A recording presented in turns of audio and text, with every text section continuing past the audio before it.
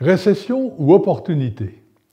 La plupart d'entre nous ressentons de l'anxiété lorsque nous entendons ou lisons le mot récession.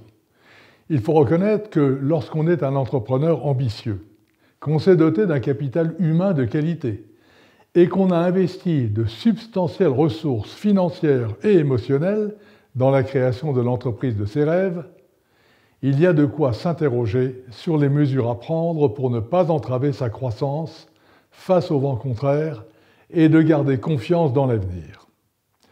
Heureusement, il y a deux choses que tout entrepreneur peut faire en continu pour non seulement assurer la survie de son entreprise pendant une période d'incertitude économique, mais aussi pour prospérer, quelle que soit la conjoncture. La vie économique est en fait de cycles ascendants ou descendants. Pour éviter les aléas inhérents à ces cycles, respectez ces deux principes dans votre stratégie de croissance. Premièrement, portez une attention particulière à vos équipes.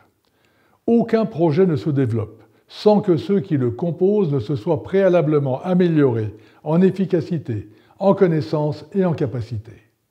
Entreprendre et croître sont indissociables d'une action volontariste d'acquisition de talents de toutes sortes. Il n'est d'entreprise que d'hommes. Les techniques sont indispensables en ce qu'elles représentent la connaissance et permettent d'imaginer le contenu de la proposition afin de mettre en œuvre les moyens de satisfaire ceux qui adhèrent, mais l'organisation est faite d'hommes et d'abord du premier d'entre eux, le leader. C'est vous, toujours vous, qui donnez le ton au sein de votre entreprise. Si vous êtes anxieux, votre équipe sera anxieuse. Si vous êtes joyeux, elle le sera aussi. Conduisez-vous donc toujours conformément à vos valeurs et gardez à l'esprit que l'exemple n'est pas une façon d'influencer les autres, c'est la seule. Vous mettrez ainsi vos collaborateurs en confiance et stimulerez leur efficacité et leur créativité. Par une communication claire et des appréciations positives quand il s'agit de célébrer les progrès collectifs, vous installerez une culture d'entreprise qui permettra de traverser les récessions sans trop de dégâts, la solidarité jouant à plein. Deuxièmement, portez une attention particulière à vos clients existants. Veillez donc bien à les garder intégrés dans l'entreprise. Demandez-leur systématiquement leur avis sur les barrières qui pourraient vous empêcher d'être réellement à leur service. Traitez-les individuellement, même si cela prend beaucoup de temps. Parlez-leur avec leurs mots. Oubliez votre jargon professionnel et permettez ainsi qu'ils vous comprennent bien. Associez-les à vos projets pour mieux cibler leurs exigences et respecter la règle. Promettre moins, fournir plus.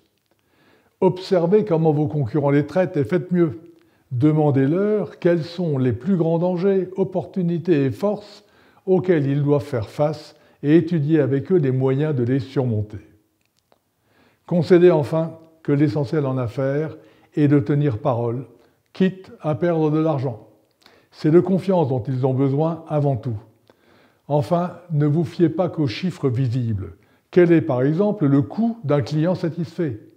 Gardez à l'esprit que le succès d'une entreprise est un sous-produit de clients ravis et de salariés enthousiastes.